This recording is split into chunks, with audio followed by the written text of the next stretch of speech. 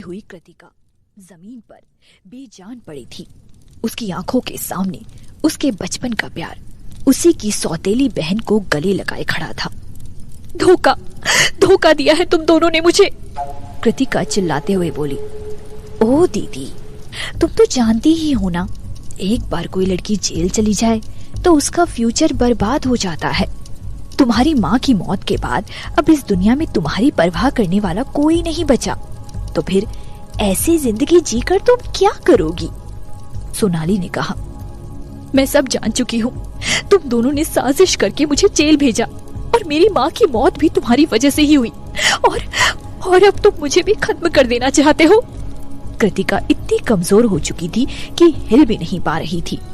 उसकी आंखें गुस्से से लाल हो रही थी। तुम्हारे साथ जो हुआ तुम उसी के लायक हो। अगर तुम जिंदा बच जाती तो हमारी सच्चाई दुनिया के सामने आ जाती, लेकिन मैं तुम्हें हमारी जिंदगी बर्बाद नहीं करने दूंगा। अनिकेत ने एक शैतानी मुस्कुराहट के साथ कहा। मेरी प्यारी दीदी, भगवान तुम्हारी आत्मा को शांति दे। वैसे डैड को इस बारे में सब कुछ पहले से ही पता है और उन्होंने तो तुम्हारी अंतिम क्रियाक्रम का इंतजाम भी कर दिया है। आखिर तुमने जो कुछ भी हमारे परिवार के लिए किया है उसे वो नजरअंदाज कैसे कर सकते हैं? सोनाली ऐसे बोल रही थी जैसे उसे कृतिका की बहुत फिक्र हो रही थी। उसकी बात सुनकर कृतिका जोर जोर से हंसने लगी। ऐसा लग रहा था जैसे उसकी आंखों में खून उतर आया हो। जिस आदमी ने कृतिका को जन्म दिया था, जो उसका पिता था, आज वही सोनाली के लिए उसकी जान लेना चाहता था। कृतिका की जिंदगी में हमेशा से ही सिर्फ दो आदमियों की अहमियत थी, पहले उसके डैड और दूसरा उसका बचपन का प्यार अनिकेत। लेकिन उसके डैड तो सिर्फ सोनाली को ही अपनी बेटी मानते थे। इतना ही नहीं, अनिकेत भी सिर्फ सोनाली को ही चाहता था। कृतिका की तो उसे परवाह ही नहीं थी। और अब उसकी जिंदगी के ये दोनों सबसे इम्पोर्टेंट लोग उसे जान से मार देना चाहते थे। तभी कृतिका का हाथ पास में पड़े कांच के टुकड़ों पर लगा। उसने अपना हाथ कांच के टुकड़ों पर और जोर से कड़ा दिया। हाथ से खून बहने लगा और कृतिका दर्द से चीख उठी। लेकिन उस दर्द ने उसके मन का डर खत्म कर दिया और अचानक वो सोनाली के ऊपर झपटी। ये देखकर सोनाली की चीख निकल गई। कृतिका, छोड़ो उसे, अनिकेत जोर से चिल्लाते हुए बोला और सोनाली को बचाने के लिए आगे बढ़ा। कृतिका ने अपनी पूरी ताकत लगाई और सोनाली को कसकर पकड़ लिया और अगले ही पल सोनाली के कान पर अपने दांत जोर से गड़ा दिए। दर्द के मारे सोनाली पागलों की तरह चिल्लाने लगी। कृतिका के दांतों में सोनाली का खून साफ नजर आ रहा था। वो बोली, तुम मुझे मारना चाहती हो ना, तो आओ तुम भी मेरे साथ मरो। नहीं, मुझे जाने दो, अनिकेत बचाओ मुझे। मौत के डर से सोनाली और भी जोर से चीखने लगी, लेकिन तब तक आग की लपटों ने कृतिका और सोनाली दोनों को निगलना शुरू कर दिया था। जैसे ही अनिकेत सोनाली को बचाने के लिए आगे बढ़ा, एक लकड़ी की अलमारी जिस पर पहले ही आग लग चुकी थी, अनिकेत पर गिर पड़ी। कृतिका अपने सामने आग में अनिकेत को तड़पता हुआ देख रही थी। आग की लपटों की तरह कृतिका का चेहरा भी लाल हो उठा था। कृतिका ने सोनाली को कोसते हुए कहा, तुम दोनों ऐसी ही भयानक मौत के हकदार हो। कहते हुए कृतिका ने अपनी पूरी ताकत लगाई और सोनाली को अपने साथ आग की लपटों में खींच लिया। जैसे ही कृतिका की आंख खुली, वैसे ही उसके सर में बहुत जोर का दर्द होने लगा। उसे ऐसा लग रहा था जैसे वो अभी अभी जहन्नुम से वापस आई हो। वो अपने आसपास की जगह को देखकर भी काफी हैरान थी। कृतिका एक होटल रूम में थी और जमीन पर बिछी कालीन पर उससे कुछ ही दूर एक आदमी खून में लथपथ पड़ा था। ये सब क्या था? कृतिका को लग रहा था जैसे उसके साथ ये सब पहले भी हो चुका था, लेकिन कब? शायद उसकी पिछली जिंदगी में। हाँ, कृतिका के साथ एक बार फिर से उसकी जिंदगी में हूबहू वैसा ही सब कुछ हो रहा था जैसा पहले भी एक बार हो चुका था। कृतिका कंफ्यूज होकर सब कुछ याद करने की कोशिश कर रही थी कि तभी उसे उस हादसे के बारे में याद आया। उसे तो आग में जलकर मर जाना चाहिए था, लेकिन वो तो यहाँ जिंदा खड़ी थी। तो क्या ये कृतिका का पुनर्जन्म था, या फिर कुदरत ने एक बार फिर से उसे अपनी जिंदगी दोबारा जीने का मौका दिया था? शायद कुदरत भी चाहती थी कि वो अपने साथ हुई नाइंसाफी का बदला ले। जैसे ही कृतिका ने अपने दोनों हाथों को ऊपर उठाने की कोशिश की, वो घबरा गई। उसके हाथ में एक खून से सना हुआ टेबल लैंप था। डर के मारे कृतिका ने उसे तुरंत फेंक दिया, लेकिन उसके दोनों हाथ तो बिल्कुल सही सलामत थे, ना कोई चोट और ना ही कोई कटने का निशान। तो फिर उस टेबल लैंप पर खून कहां से आया? उसने पास में पड़े हुए उस आदमी को करीब से देखा और उसका चेहरा देखते ही उसे समझ आ गया कि ये वही दिन था जब वो अपनी पिछली जिंदगी में 22 साल की थी। कृतिका को याद आ गया कि पिछली जिंदगी में भी वो अपनी छोटी बहन सोनाली की असिस्टेंट थी। 16 साल की उम्र से ही सोनाली ने मॉडलिंग करना शुरू कर दिया था और 20 साल की उम्र तक तो वो टॉप मॉडल बन चुकी थी। ये सच था, कुदरत ने उसे फिर से उसकी जिंदगी के उसी मुकाम पर लाकर खड़ा कर दिया था जहां से वो अपनी मां से जुदा हुई थी, और उसकी जिंदगी में अंधेरे के अलावा कुछ नहीं बचा था। कृतिका को कभी भी मॉडलिंग का शौक नहीं था। उसका सपना तो हमेशा से ही एक सक्सेसफुल फैशन डिजाइनर बनने का था। हालांकि सोनाली एक एक्ट्रेस बनना चाहती थी और कृतिका के डैड ने अपनी छोटी बेटी सोनाली का सपना पूरा करने के लिए एक फिल्म प्रोडक्शन कंपनी में काफी बड़ी इन्वेस्टमेंट की थी।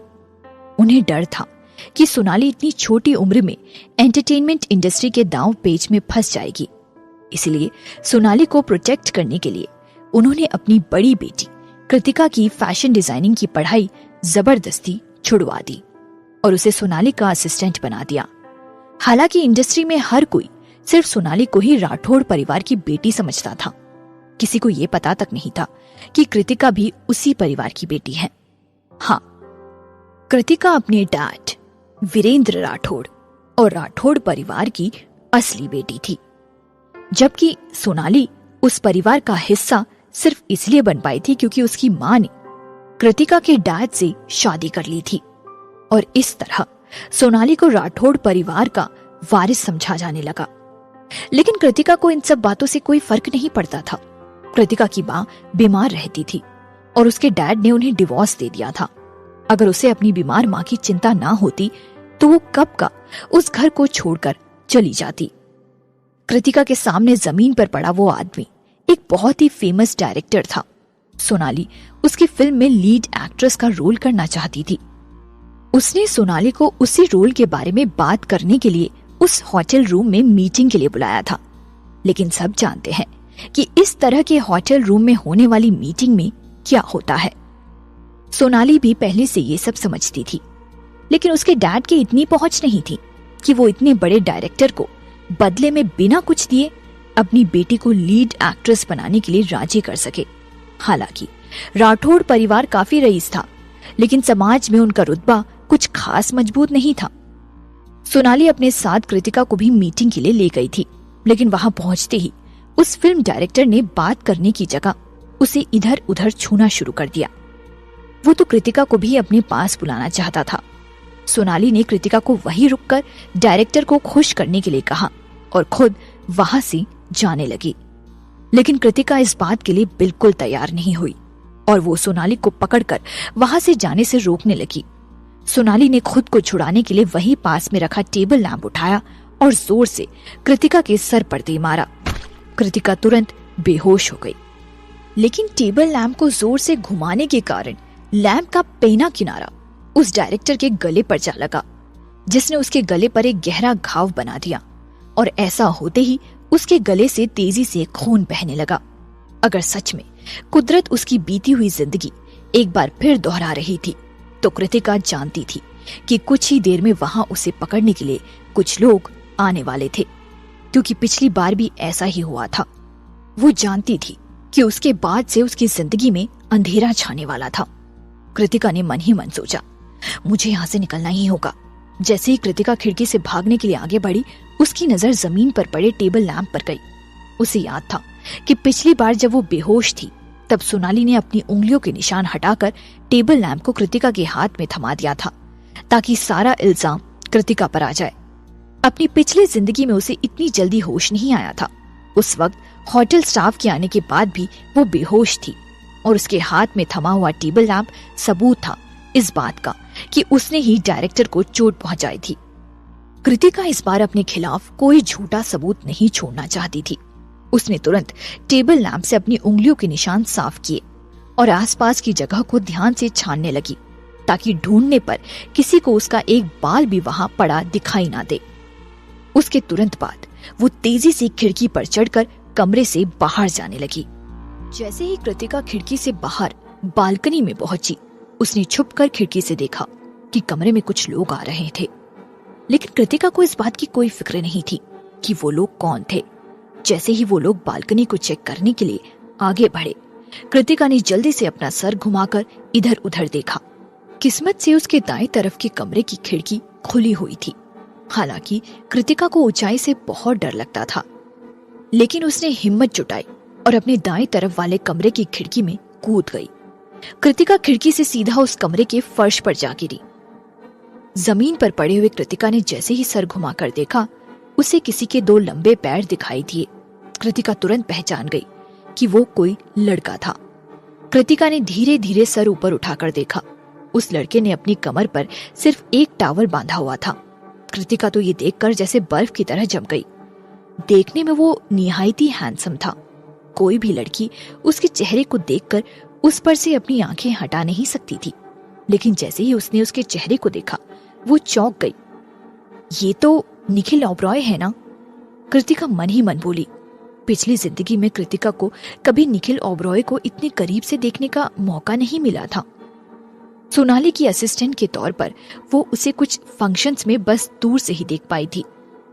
निखिल ओबरॉय मीडिया कंपनी का सीईओ था और अक्सर मीडिया में छाया रहता था। सच में निखिल ओबरॉय की पर्सनालिटी दुनिया को अट्रैक्ट करने वाली थी और उसके साथ ही करीब आधी एंटरटेनमेंट इंडस्ट्री उसके कब्जे में थी। इसके बावजूद आज तक मीडिया में उसकी किसी भी लड़की के साथ होने की कोई अफवाह नहीं आई थी। एक तरह से कहे तो वो मोस्ट एलिजिबल बैचलर था और लाखों लड़कियां उससे शादी करना चाहती थी। लेकिन कृतिका ये सोच रही थी कि निखिल ओबरॉय आखिर वहां क्या कर रहा था। क्या पिछली जिंदगी में भी वो उसके साथ वाले कमरे में ही था? इसका मतलब उसने पुलिस को उसे अपने साथ ले जाते हुए भी देखा होगा। कृतिका खुद से ही सवाल करती जा रही थी, लेकिन तभी निखिल ओबरॉय उसका मजाक बनाते हुए बोला, मैंने बहुत सी लड़कियों को देखा है जो जबरदस्ती मुझसे टकरा जाती हैं, लेकिन आज तक मुझे कोई ऐसी लड़की नहीं मिली जो खिड़की से मेरे कमरे में कूद पड़ी हो। कृतिका की नजर तो उसकी कमर पर बंधे टावल पर थी, जिसे देखकर लग रहा था कि वो जरा सा हिलने से भी खुल सकती है। अगले ही सेकंड निखिल ओबरॉय ने अपनी लंबी उंगलियों से उसके चेहरे को छुआ और बोला, जानती हो, हम लोग 26वें माले पर हैं। तुमने मुझसे मिलने के लिए कुछ ज्यादा ही मेहनत नहीं करती। इससे पहले कि कृतिका कोई जवाब देती, बगल वाली बालकनी से कुछ शोर की आवाज आई। ऐसा कैसे हो सकता है कि वहां कोई नहीं है?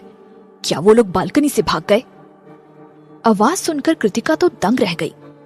भले ही ये उसका पुनर्जन्म था, लेकिन वो इस आवाज को कभी नहीं भूल सकती थी। वो आवाज उसके धोखेबाज बॉयफ्रेंड की थी, अनिकेत आर्य, जो बाद में उसका मंगेतर भी बन गया था। कृतिका को याद था कि पिछली जिंदगी में वो डायरेक्टर मरा नहीं था, लेकिन उसकी गर्दन पर काफी गहरी चोट आई थी। उस डायरेक्टर को बुरी तरह घायल करने के जुर्म में कृतिका को 8 साल की कैद की सजा सुनाई गई थी। कृतिका की मुसीबत में फंसते ही अनिकेत ने मीडिया में तुरंत खबर फैला दी कि उसने कृतिका के साथ सभी रिश्ते तोड़ दिए थे। बात सिर्फ रिश्ता तोड़ने तक होती, तब भी कृतिका उसे माफ कर सकती थी, क्योंकि वो उससे सच्चा प्यार करती थी। लेकिन जैसे ही कृतिका जेल से छूटकर बाहर आई, उसे पता लगा कि अनिकेत ने उसकी ही छोटी बहन सोनाली से सगाई कर ली थी और दुनिया उन्हें गोल्डन कपल कहकर पुकारती थी। साफ पता लग रहा था कि उस हादसे से पहले ही अनिकेत और सोनाली एक दूसरे को डेट कर रहे थे। इसलिए जब सोनाली उस डायरेक्टर को घायल करके वहां से भागी, तो मदद के लिए वो सबसे पहले अनिकेत के पास ही गई थी। कृतिका पर सारा इल्जाम लगाने का आइडिया भी अनिकेत का ही था। वे लोग कृतिका को बेहोशी की हालत में मुजरिम बनाकर वहीं छोड़कर चले गए थे। इसलिए तो जब कृतिका अपनी मदद के लिए अनिकेत को ढूंढ रही थी, तो वो उसे कहीं नहीं मिल रहा था। इससे साफ था कि अनिकेत ने खुद कृतिका को इस जाल में फंसाने की साजिश की थी। जेल से बाहर आने के बाद जब अनिकेत कृतिका से मिला, तो गुस्से से बोला, जरा आईने में अपनी शक्ल देखो, तुम तो पहले ही मेरे लायक नहीं थी और अब तो मैं तुम्हें बिल्कुल भी बर्दाश्त नहीं कर सकता। कहते हुए अनिकेत ने अपने पर्स से एक 10 रुपए का नोट निकाला और कृतिका की तरफ ऐसे फेंका जैसे वो किसी भिखारी को भीख दे रहा हो।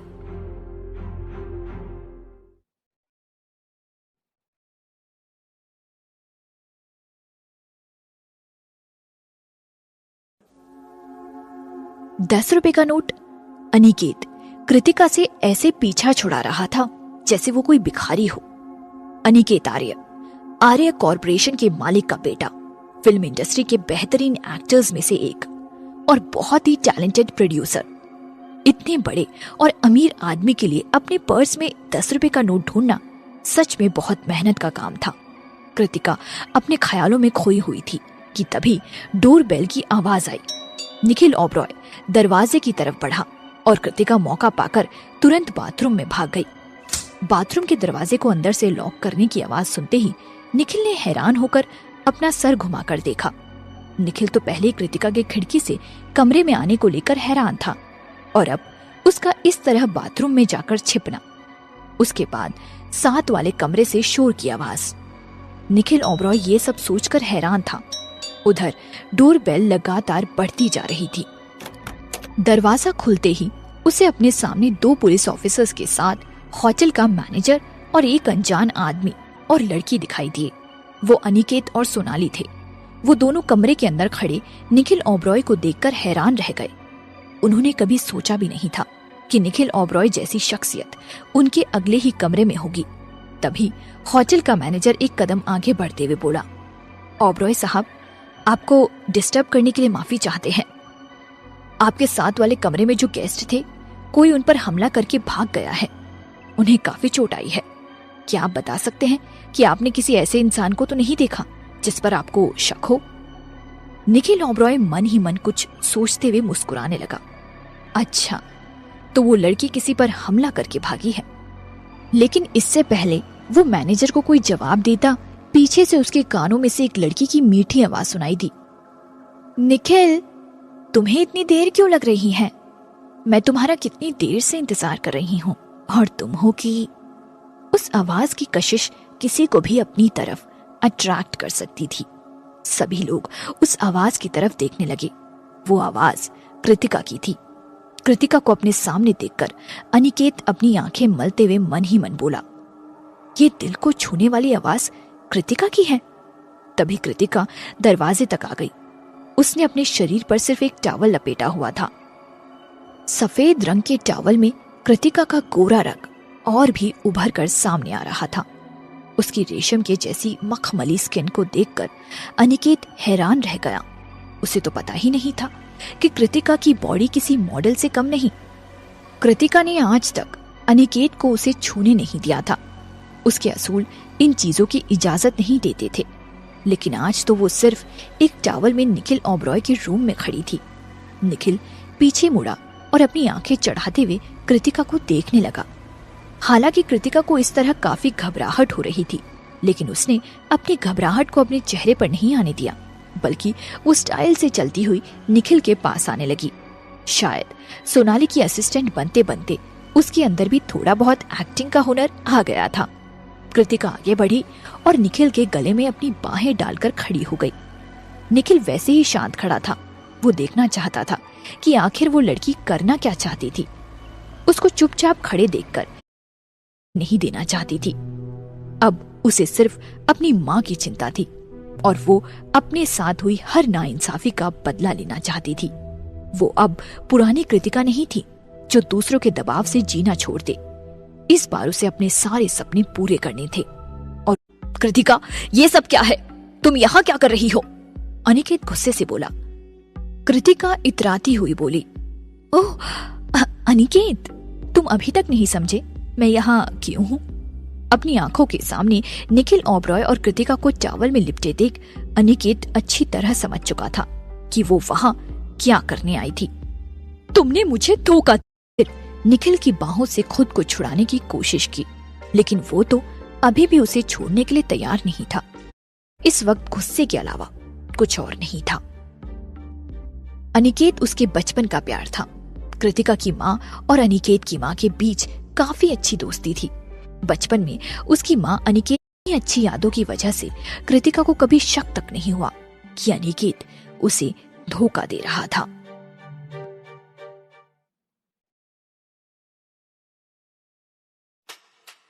कृतिका मन ही मन सोच रही थी कि पहले